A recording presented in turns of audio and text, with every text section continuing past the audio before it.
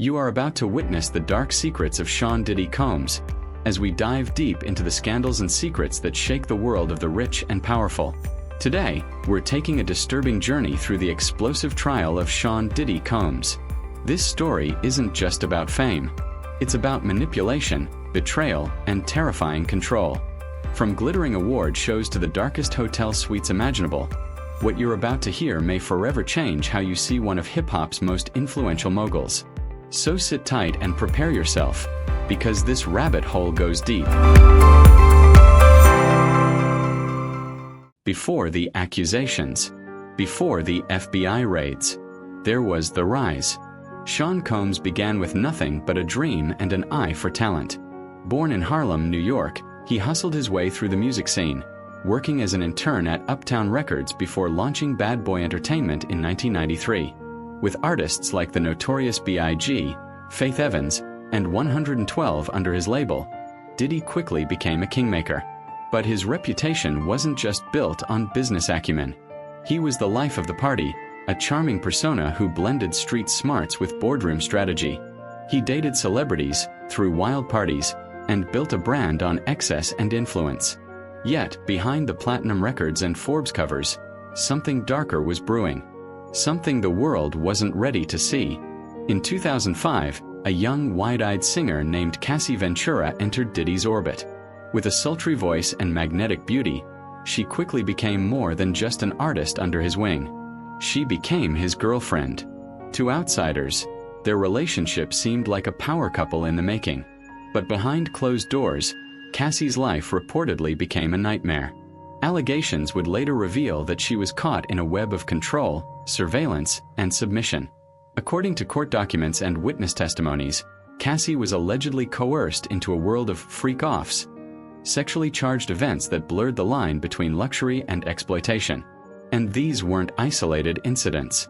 They were ritualistic. Witnesses claim that freak-offs were meticulously orchestrated by Combs himself. Hotel rooms were reportedly rented under aliases. Staff were instructed to supply candles, baby oil, alcohol, and in some cases, illegal narcotics. Cassie testified that she would often be drugged, filmed, and forced to participate in acts she never consented to. She described them as choreographed performances, where she felt less like a person and more like a possession. One former assistant, George Kaplan, testified that his job involved preparing these rooms, ensuring they were perfect for whatever Combs had planned. According to Kaplan, the aftermath would often be equally disturbing. Clothes, fluids, and substances strewn across the room, all cleaned before the press could ever catch wind. Perhaps the most chilling part of the scandal is how many people allegedly knew and said nothing. Employees, bodyguards, even fellow artists were reportedly aware of Diddy's behavior but remained silent out of fear or loyalty. Some were allegedly rewarded for their silence. Others threatened. David James, another former staff member, said that at the Trump International Hotel in New York City, hotel employees gave him a master key to help facilitate these events. They knew what was happening, he said, and they let it happen. This wasn't just about sex. It was about dominance. Cassie testified about multiple physical assaults. One such instance, caught on a now infamous surveillance video, shows Combs attacking her in a hotel hallway. He punches, kicks, and drags her before walking away as if nothing happened. Other witnesses described him as paranoid and controlling. Cassie reportedly wasn't allowed to leave the house without approval. Her phone was monitored, and she was often isolated from friends and family. Even celebrities like Kid Cudi weren't immune. After learning of Cassie and Cudi's brief romantic connection, Combs allegedly had Cudi's car firebombed. Cudi himself confirmed that the car exploded in his driveway. The parties were wild, but the substances involved made them even more dangerous. During a raid on Combs' New York hotel suite in late 2024, agents recovered baby oil, alcohol, cash, and a mysterious substance later confirmed to be pink ketamine, a powerful dissociative drug. Witnesses testified that women were routinely drugged to lower their inhibitions. Cassie said she was often too intoxicated to give any meaningful consent. Others claimed Diddy kept a stash of party drugs in multiple homes across the country. In early 2024, the walls finally began to close in. Following multiple testimonies and months of investigation, Federal agents raided Combs' properties in Los Angeles and Miami. They seized documents, computers, hard drives, and cell phones. Some speculate that digital evidence could blow the case wide open. Soon after, Cassie filed a civil lawsuit. What followed was a cascade of damning claims from other women who alleged similar patterns of abuse, manipulation, and sexual coercion. The evidence was growing, and so was public outrage. But here's the twist. Despite the severity of the allegations, the music industry remained eerily silent. No major record label publicly condemned Combs. No artists issued strong statements. It was as if a code of silence had blanketed the scene. Insiders suggest this is due to Combs' reach. He allegedly had dirt on multiple executives, artists, and even politicians. A former Bad Boy artist even hinted that if Combs ever went down, he wouldn't go alone. As the trial began, the courtroom was a battlefield. Federal prosecutors painted a picture of a man who weaponized fame and fear to bend others to his will. Cassie, now visibly pregnant, gave emotional testimony. Her voice cracked as she described the trauma. The judge even had to pause the trial at one point due to the overwhelming emotional weight of her revelations. Combs' defense team argued that everything was consensual, that the accusers were seeking fame, money, or revenge. But the evidence was mounting, and the testimonies chillingly consistent. As of now, the trial is still underway. Investigators are still combing through encrypted messages, surveillance videos, and bank records. New witnesses continue to emerge. But here's where things get truly terrifying. A physical vault located in one of Combs' Miami properties, allegedly containing decades worth of footage, photos, and documents that could implicate not just Combs, but other powerful figures. The FBI is reportedly seeking a warrant to access it. So the question now is, what will they find inside? Will it confirm the worst fears of investigators? Or will it pull back the curtain on an even larger network of abuse and cover-ups? Stay tuned till the end as we break down the secret recordings, the mysterious vault, and the alleged Hollywood elite who may be swept up in this storm. You won't believe who could be next. Diddy, once seen as untouchable, is now fighting for his reputation, his freedom, and his legacy. This time, the secrets are darker, the stakes are higher, and the truth is more disturbing than anyone expected. Cassie described a time when she became pregnant during the peak of her relationship with Diddy. But instead of celebration, she claimed she was pressured to terminate the pregnancy. The reason? Diddy feared the scandal it would bring to his brand. Her voice cracked as she described being isolated, flown to a private clinic under an alias, and told never to speak of it again. Then came the footage. Prosecutors submitted grainy but damning surveillance clips reportedly pulled from Diddy's own mansion in 2016. The video showed what looked like Cassie in distress, trying to escape a room. A male figure resembling Diddy forcibly blocked her exit.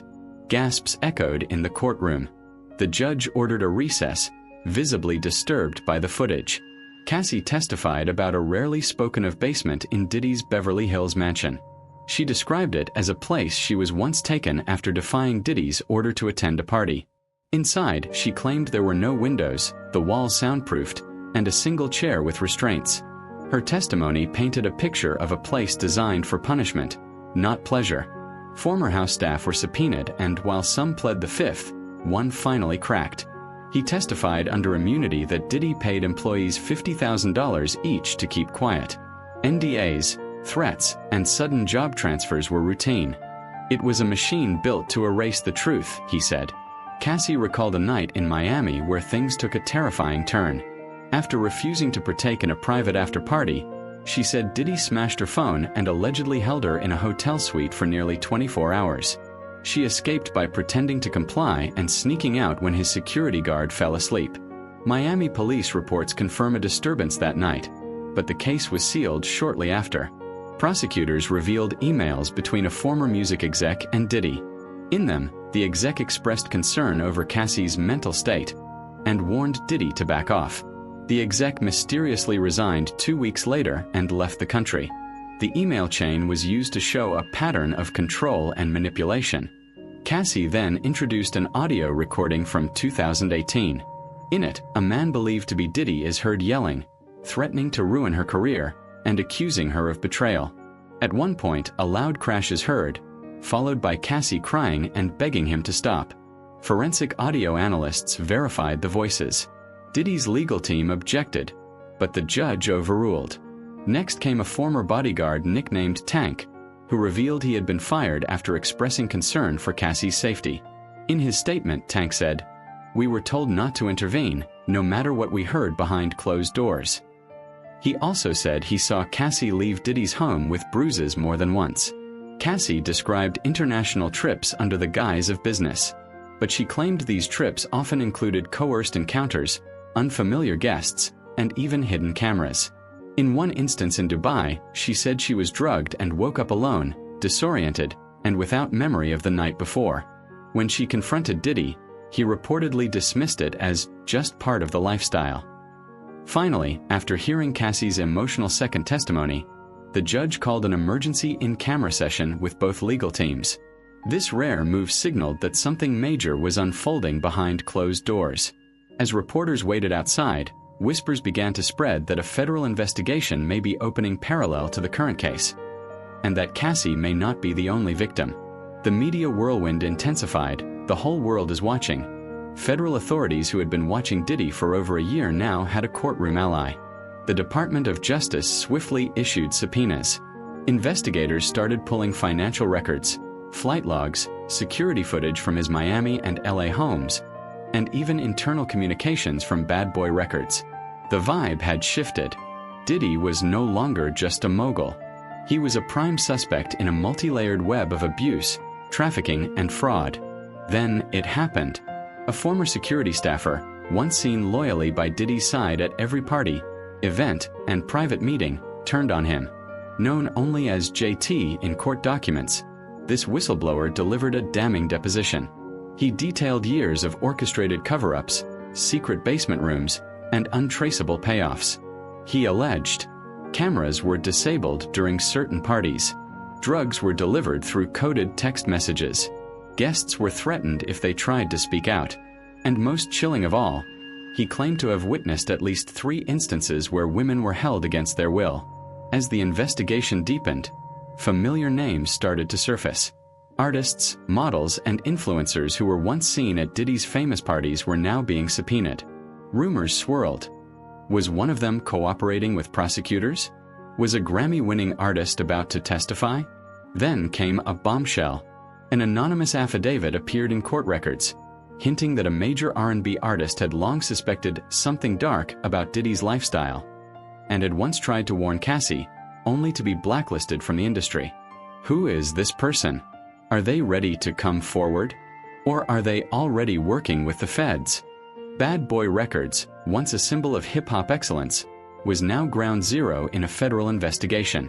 IRS agents raided their main office in New York, seizing hard drives, ledgers, and personal effects. Employees were interrogated. Some lawyered up. Others cooperated. Leaked emails revealed chilling memos about private guest lists, hush funds, and NDAs.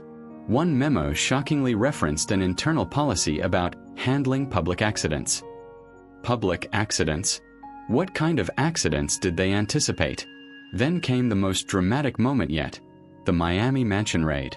On a clear Tuesday morning, federal agents in tactical gear swarmed Diddy's luxury estate. Drones hovered overhead. Black SUVs blocked off all exits. The operation was swift, precise, and chilling. What they found inside would make headlines around the world. A panic room with biometric locks. Dozens of surveillance tapes from over a decade. Private journals allegedly written by Diddy himself. Sources claimed these journals documented a twisted obsession with control, fear, and manipulation.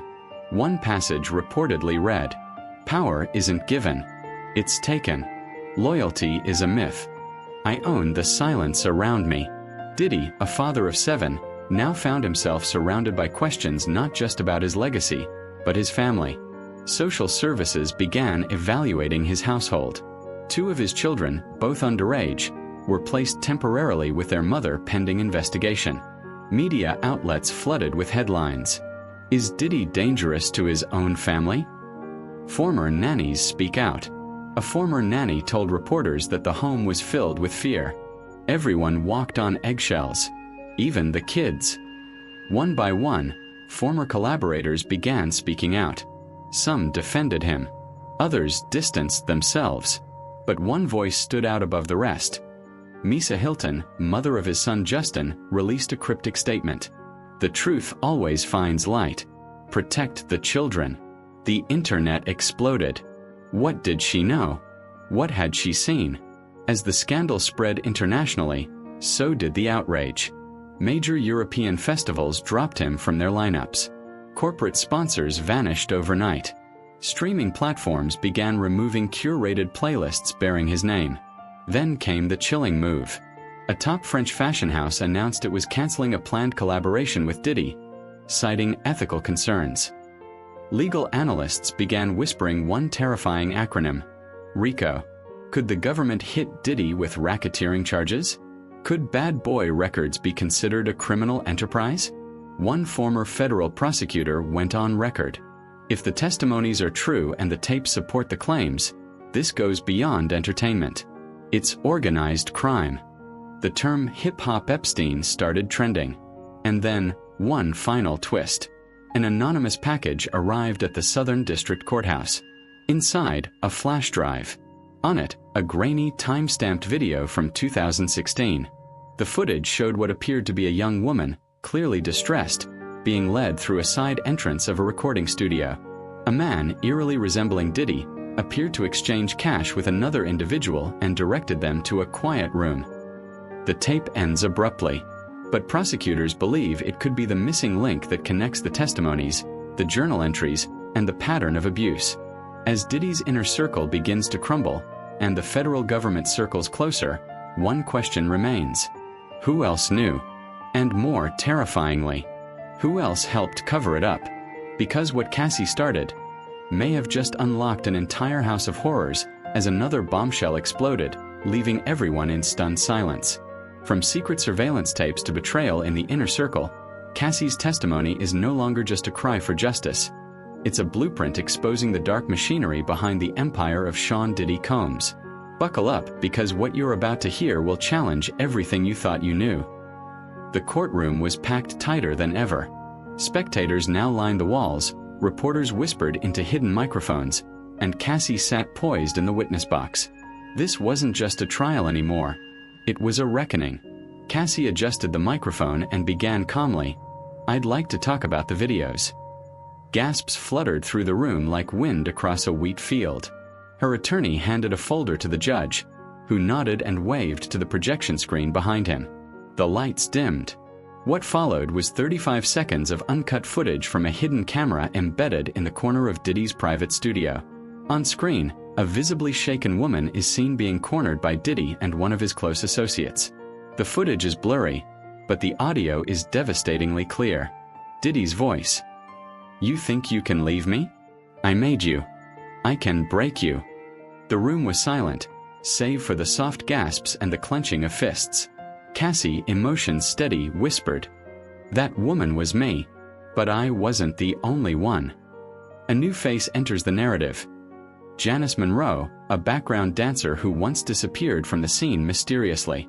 Cassie reveals that Janice had confided in her about similar abuses and threats, but before she could take any action, she was fired and her apartment mysteriously burned down. "Cassie, I was warned. Not by a stranger, but by a member of Diddy's own team. Malcolm." In a dark parking garage, the informant known only as Malcolm hands Cassie a flash drive. "Malcolm, this has everything. The schedules, the flights, even footage he thought was deleted. I can't protect you after this." "Cassie, why are you doing this?" Malcolm, voice trembling. "Because he hurt someone I loved. And now he's going to pay." The prosecution now had more than just testimonies. They had patterns, dates that lined up with unexplained disappearances, confidential settlements paid out to women who had never come forward until now. One woman, known only as Subject 7, took the stand next. Her face was hidden behind a curtain. Her voice modulated. "I was flown to a private island under the promise of a music video shoot. What happened there? was not about music. The details were horrific. The jury members looked physically ill. One had to excuse herself. Outside, the press was relentless. Headlines screamed, "Diddy surveillance tapes released in court." Witness says Combs ran a shadow network of silence. Cassie, the voice that shattered the empire. Even celebrities began to break ranks. A-listers who had once toasted with Diddy at lavish galas now posted cryptic messages of regret and shock. Some deleted all photos with him from their social media.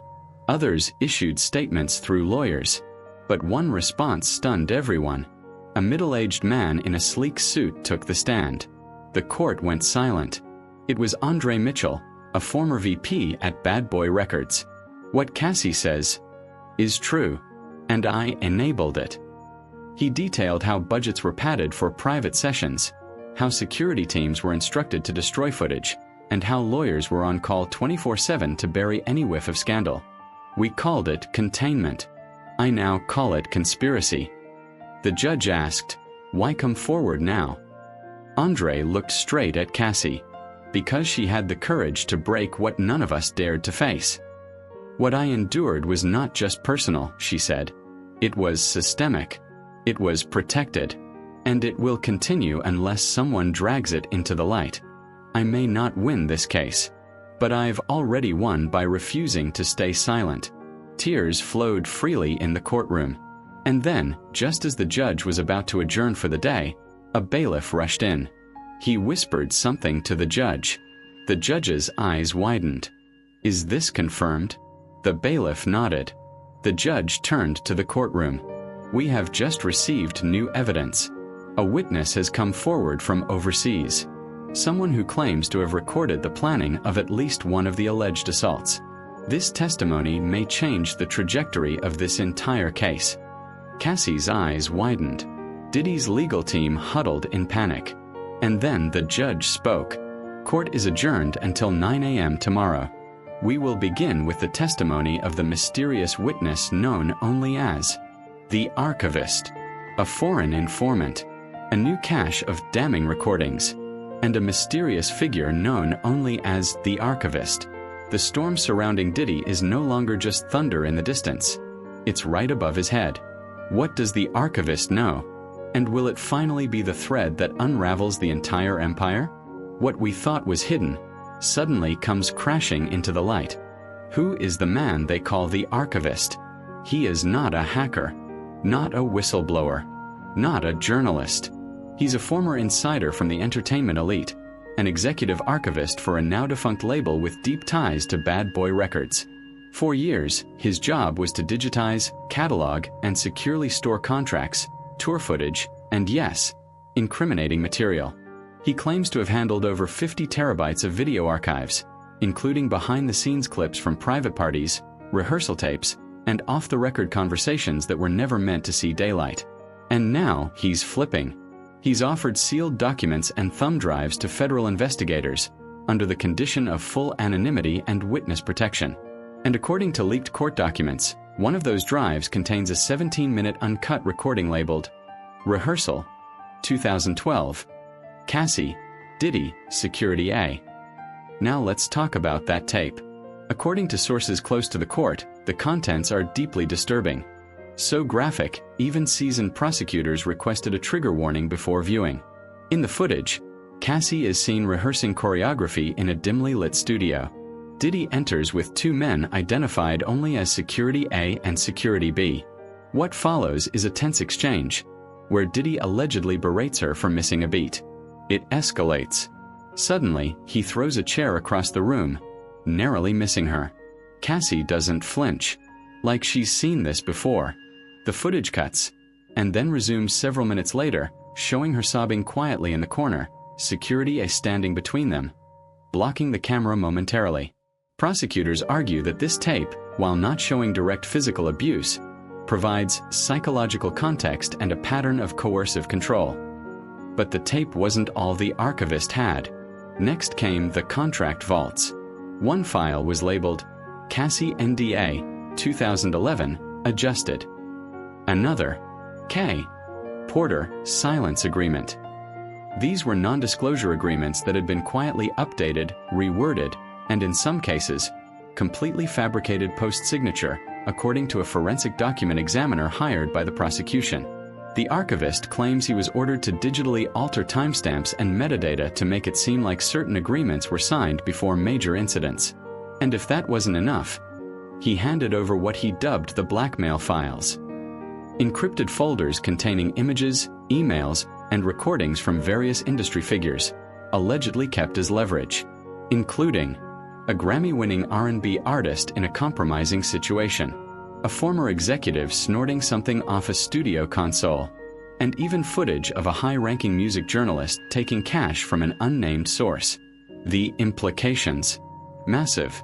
What the archivist exposed isn't just about Diddy. It's about the dark underbelly of the music industry, where power, fame, and fear collide, and where silence is currency.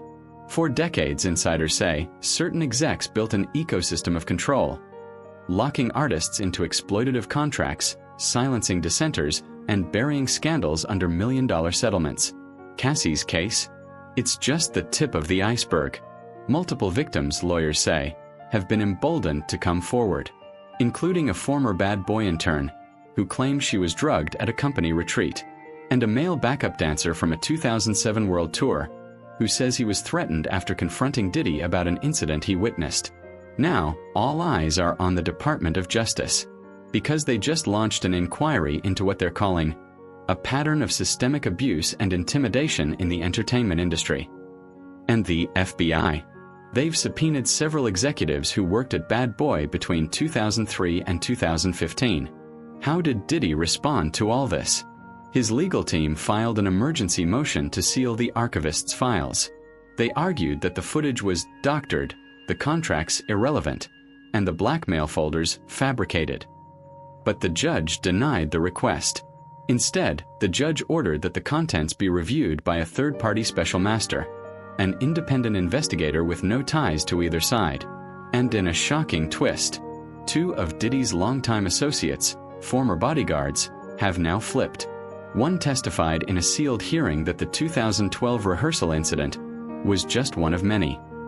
He even mentioned secret safehouses used to stash unwanted footage and hide witnesses.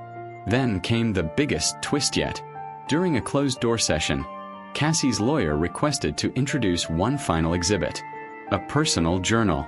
Cassie's handwritten notes, spanning 9 years, painstakingly documenting incidents, names, locations, and even code words used between staff. Some entries are heartbreaking, others are chilling. One entry reads, "He called me a product, not a person. Said the brand comes first. I cried in the mirror for hours." Another, "Saw the footage from Miami. Told him I'd go to the police. Next day my car got hit. No one was caught." The judge turned visibly pale after reviewing just a few pages. Court was recessed for 48 hours, and all proceedings moved to closed session. Why? Because there's one more piece. One file, recently decrypted. And it may change everything. It's labeled only Project Nightshade. Sources say it was a covert video recording, taken without Diddy's knowledge, at a private island, in 2014. And it may contain the smoking gun that turns this case from a civil nightmare into a criminal storm. And what's inside might finally bring the empire crashing down. This is the end of the silence. From hidden archives to whispered threats, from courtroom standoffs to buried blackmail, the shadows have spoken. And now, the file called Project Nightshade, the last piece, has finally been opened. What's inside? You're about to find out. It began with a flash drive, small, silver, encrypted with a 256-bit military-grade algorithm. Only 3 people had the password: the archivist, Cassie's legal team, and a former assistant-turned-whistleblower who vanished in 2016. The courtroom was cleared. Phones were confiscated. The judge, defense, prosecution, and the special master sat in silence as the file was decrypted. It played for 23 minutes, and what it showed was beyond anything they expected. Date: July 17, 2014. Location: a private island in the Caribbean, one not listed on any real estate record tied to Diddy. The footage appeared to be from a concealed camera, hidden behind the eye of a mounted sculpture in the villa's main lounge. At first, it looked like a party, but then the atmosphere shifted. The camera captured a gathering of about 12 people. Some were familiar faces in the industry. Others were unknown. Cassie enters the room, visibly uncomfortable. She's handed a glass of champagne. Her body language is tense. Then, Diddy walks in. What followed was not a crime in plain sight, but a ritual of power. He commands the room like a conductor. Orders are given. Phones are placed in a lockbox. Music drowns out the room's perimeter. Cassie is singled out. She's told to perform. Not dance. Not sing. Just obey. The footage doesn't show violence, but it shows manipulation, emotional stripping, gaslighting. And then, a masked figure enters the room, carrying a briefcase. Inside, paperwork, contracts, NDAs, consent forms, most of which Cassie refuses to sign on camera. Diddy grabs the paperwork, yells, throws the briefcase across the room. The tension is undeniable. And then he says something chilling. "You're not Cassie here. You're what I made you." Silence. She nods and walks away. The video ends. The fallout was immediate. The judge declared Project Nightshade admissible and pivotal. Cassie's team filed an amendment to convert portions of the civil trial into a referral for criminal charges. The Department of Justice opened a federal case within 48 hours. RICO charges were drafted, suggesting a network of manipulation, coercion, and cover-ups spanning more than a decade. And for the first time in the entire trial, Diddy was ordered to surrender his passport. His travel was restricted. His bank accounts frozen under a financial integrity review. And most importantly, multiple women, previously silenced by NDAs, were granted emergency immunity to testify. Inside the courtroom, Cassie sat quietly as the last witness took the stand. A woman named Maya, a former studio assistant who worked at Bad Boy Records from 2008 to 2012. She testified that she'd seen everything. How handlers kept women isolated. How phones were bugged. How one artist mysteriously disappeared after threatening to leak footage of a party in Dubai. She claimed she once tried to report Diddy's conduct, and within 48 hours, her mother's home was mysteriously raided by unknown men claiming to be DEA agents. No records of such a raid exist. Maya broke down in tears on the stand. And then, the courtroom went silent as she said, Cassie wasn't the only one. She was just the one brave enough to fight back. After months of silence, Diddy finally spoke. In a carefully choreographed interview streamed live, he denied all allegations. He said, "I've made mistakes. I've partied hard. But I never hurt anyone. Not like this. Not intentionally." He called the footage contextually misleading and said he was the victim of a character assassination campaign. But his words rang hollow to many, because by then, more than a dozen individuals had come forward, each echoing the same stories of control, threats, and psychological abuse. Even his closest confidants began distancing themselves. Music partners pulled deals. Brands severed contracts. And in an unexpected twist, one of his own children posted a cryptic message on social media. The truth doesn't die in silence. It waits. And when it speaks, it roars. On the final day of the trial, Cassie stood before the court. No lawyers. No notes. Just her voice. She spoke for 11 minutes. She said, "I stayed quiet for years. I thought it made me strong. But strength is knowing when silence becomes complicity. I speak now. For every girl who was told her pain was just the price of fame." The courtroom gave her a standing ovation. The judge handed down a historic ruling. Immediate financial restitution to Cassie. Permanent restraining orders for all named plaintiffs. A recommendation to the DOJ for federal indictment. And the most symbolic moment, Cassie walked out of court, holding the original journal used to crack the case wide open, not as evidence, but as her own story. Finally hers again.